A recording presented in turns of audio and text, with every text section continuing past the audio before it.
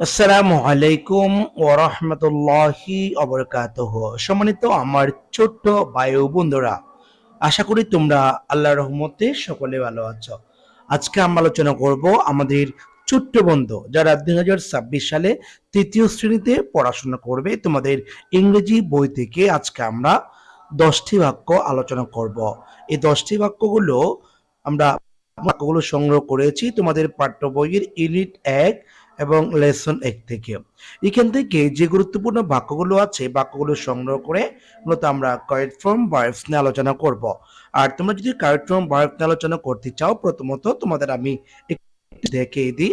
সেটা হচ্ছে, তোমরা যদি কখনো এরকম বাক্যের শেষে বি পাও, তাহলে এই বি ভার্বের মধ্যে মূলত তোমরা 6টি বা 5টি শব্দ দেখতে পাবা।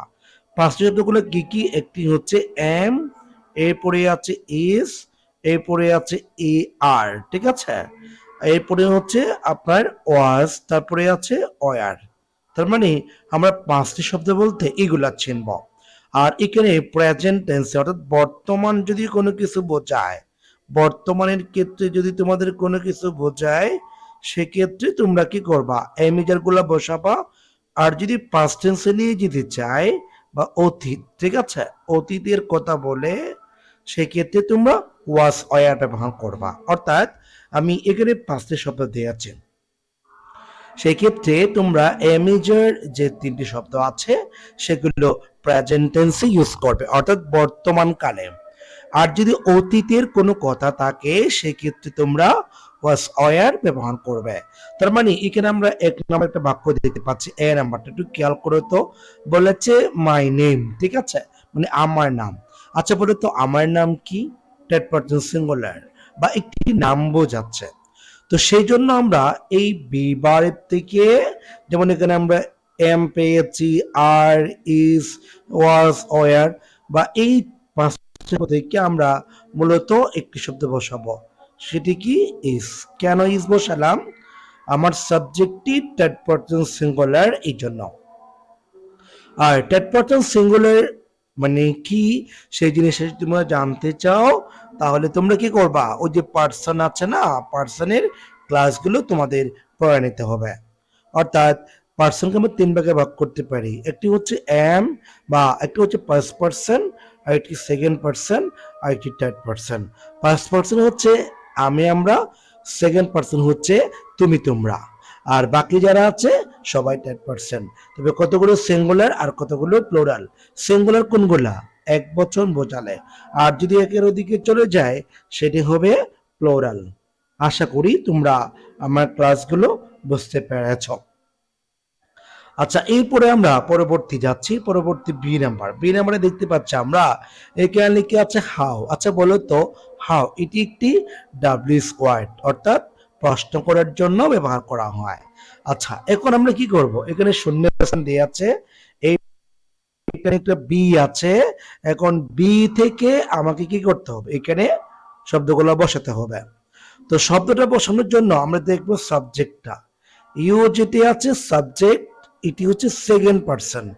এই শব্দটি সেকেন্ড পার্সন হওয়ার কারণে আমাকে এখানে কি বসাতে হবে? আর। এই আরটা আমরা কোত্থেকে বসেছি? এই যে বি থেকে। আমরা এই বি ভার্বের মতো মূলত 5টি শব্দ ছিল।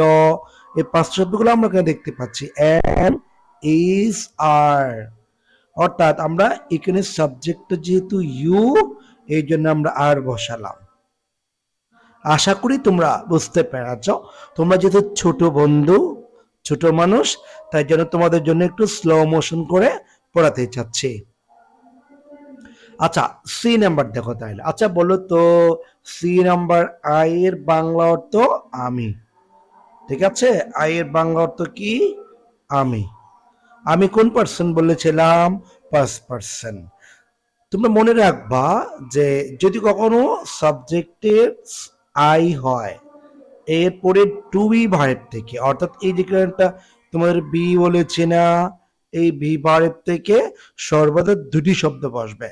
একটি হচ্ছে এম, আর একটি হচ্ছে ওয়াজ, ঠিক আছে? এম বসবে প্রেজেন্ট টেন্সে, ওয়াজ বসবে পাস্ট টেন্সে।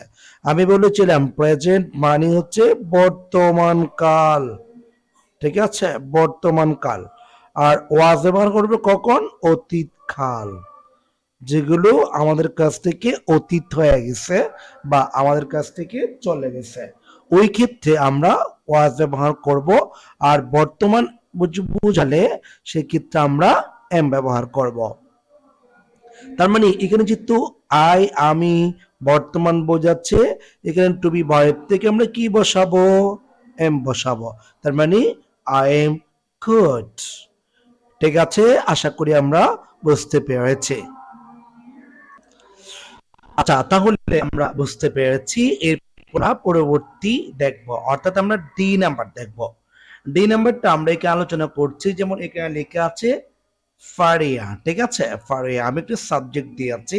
এই ফারিয়া হচ্ছে একজন ব্যক্তির নাম বা একজন মেয়ের নাম। ঠিক আছে, যেহেতু মেয়ের নাম আছে সেহেতু আমরা কি করব, এখানে একটা ভার্ব। ঠিক আছে, বি ভার্ব মানে হচ্ছে মূলত টু বি ভার্ব গুলা। কোনগুলো? টু বি ভার্ব গুলা। টু বি ভার্ব গুলো কি কি একটু বলো তো? টু বি ভার্ব গুলো আমরা জানি কি am, is, are, was, were. ঠিক আছে, এম, ইজ, আর, আরেকটা হচ্ছে ওয়াজ, ওয়ার। ঠিক আছে, আমরা এইগুলাকে বুঝি।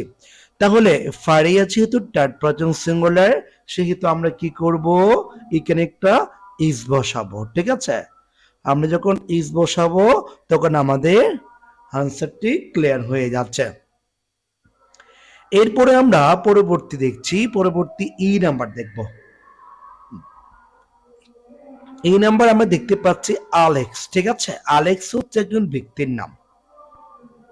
আমরা এখন কি করব, এখানে যে বি আছে না, বি ভার্বের মতো তো আমরা 5টি শব্দ শিখি। কি কি? একটি হচ্ছে এম, এরপরে আছে এস, এরপরে আছে আর, তারপরে আছে ওয়াস, তারপরে আছে ওয়ার। ঠিক আছে, আমরা এই শব্দগুলো চিনি। মূলত আমরা যে টু বি ভার্ব বলতে এই শব্দগুলোকে আমরা বুঝি। আমরা কি করব, এখানে যেহেতু সাবজেক্টটি থার্ড পারসন সিঙ্গুলার, তাহলে আমরা এখানে যে এখান থেকে আমি যার ওয়াজ ওয়ার থেকে কোন কোন শব্দ আমরা ব্যবহার করতে পারবো, যেমন এখানে প্রেজেন্ট টেন্সে আমরা ইজ ব্যবহার করতে পারবো। আর যদি পাস্ট টেন্সে বা অতীত নির্দেশক কোনো শব্দ থাকে সেক্ষেত্রে আমরা ওয়াজ ব্যবহার করতে পারবো। ঠিক আছে, মানে অতীত নির্দেশক শব্দ থাকলে আমরা ওয়াজ ব্যবহার করব, আর যদি না থাকে আমরা ইজ বসাবো। আশা করি আমরা বুঝতে পেরেছি। এরপর আমরা এফ নাম্বার দেখব। এফ নাম্বার আমরা দেখতে পাচ্ছি যে আমাদের এখানে এফ নাম্বারে যেটা আছে সেটা হচ্ছে ফুটবল। ফুটবল হচ্ছে কোন একটি খেলার নাম। ঠিক আছে, যেহেতু কোন একটা নাম দিয়েছে, খেলার নাম আছে, সেই ক্ষেত্রে আমাকে টু বি ভার্ব ইউজ করতে হবে। আচ্ছা বলুন তো, টু বি ভার্ব যদি বসাতে হয় আমি এখানে কি বসাবো? যেমন এখান থেকে বি ভার্ব আছে, এখন ফুটবল হচ্ছে টিএস। টিএস মানে কি? Third person singular. সেক্ষেত্রে আমরা প্রেজেন্ট টেন্সে ইজ ব্যবহার করতে পারি। তার মানে ফুটবল ইজ মাই গেম। আপনি চাইলে এই জায়গাতে বলতে পারেন ফেভারিট। ঠিক আছে, ফেভারিট গেম, ঠিক আছে, বলতে পারেন football is my favourite game. আপনারা চাইলে এভাবে করেও আনসার করতে পারেন। আশা করি আমরা বুঝতে পেরেছি। এরপরে আমরা পরবর্তী যাচ্ছি, পরবর্তী জি নাম্বার। জি নাম্বারে দেখতে পাচ্ছি ওয়েট, সরি ওয়েট বলেছে। এটা ওয়েট হবে না, এটা হবে ওয়েট, অর্থাৎ এখানে এটা হবে না, এটা বাদ, এটা হচ্ছে ওয়েট। ওয়েট মানে হচ্ছে এক ধরনের কালার। ঠিক আছে, যেহেতু কালার আছে বা কালার হচ্ছে থার্ড পারসন সিঙ্গুলার, এখন যেহেতু থার্ড পারসন সিঙ্গুলার হলো সেই ক্ষেত্রে আমরা কি করব, যেখানে যে বি বার ব্যবহার করতে বলছে আমরা এখান থেকে একটু ইজ দেব। ঠিক আছে, তার মানে হোয়াইট ইজ মাই কালার। আর যদি মন চায় আপনি এই জায়গাতে ফেভারিট দিতে পারেন। ঠিক আছে, ফেভারিট আপনি চাইলে এখানে উল্লেখ করতে পারেন। তাহলে red is my favourite colour. আশা করি আমরা বুঝতে পেরেছি। এরপরে আমরা দেখব আই নাম্বার। আই নাম্বারে আমরা এখানে দেখছি রোজ। রোজ মানে হচ্ছে গোলাপ। ঠিক আছে, এখন এটা যেহেতু থার্ড পারসন সিঙ্গুলার সেহেতু আমরা এখানে টু বি ভার্ব ব্যবহার করতে বলছে। আমরা এখানে কি কোন ভার্বটি ইউজ করব? ইজ আর এই ইজটা কোত্থেকে আসলো বলো তো তোমরা? ইজটা কোত্থেকে আসলো? যে আমি বলেছিলাম এই বি ভার্ব মূলত আমরা বি ভার্ব বলতে বুঝি 5টি শব্দ। একটি হচ্ছে এম, ইজ, আর। আর দুটি আছে, একটি হচ্ছে ওয়াজ আর একটি আছে ওয়ার। ঠিক আছে, আমরা মূলত এই 5টি শব্দকে চিনি। যেহেতু প্রেজেন্ট টেন্সের ক্ষেত্রে আমরা কি কি ইউজ করতে পারি? M, is, R. পাস্ট টেন্সের ক্ষেত্রে আমরা কি কি ইউজ করতে পারি? ওয়াজ, ওয়ার। যেহেতু প্রেজেন্টের কথা আছে সেহেতু আমরা কি দিব? ইজ দিব। কেননা আমার রোজটা হচ্ছে থার্ড পারসন সিঙ্গুলার বা আমার সাবজেক্টটি থার্ড পারসন সিঙ্গুলার, এই জন্য আমরা ইজ বসাবো। আশা করি আমরা বুঝতে পেরেছি। এরপরে আমরা পরবর্তী সর্বশেষ যে 10 নম্বর বাক্য আছে, এ বাক্যের সাবজেক্টটা হচ্ছে সীমা।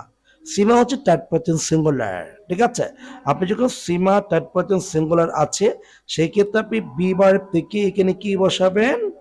ইজ বসাবেন। কেননা Seema is a good student of class 3। তার মানে আমি কেন ইজ বসালাম?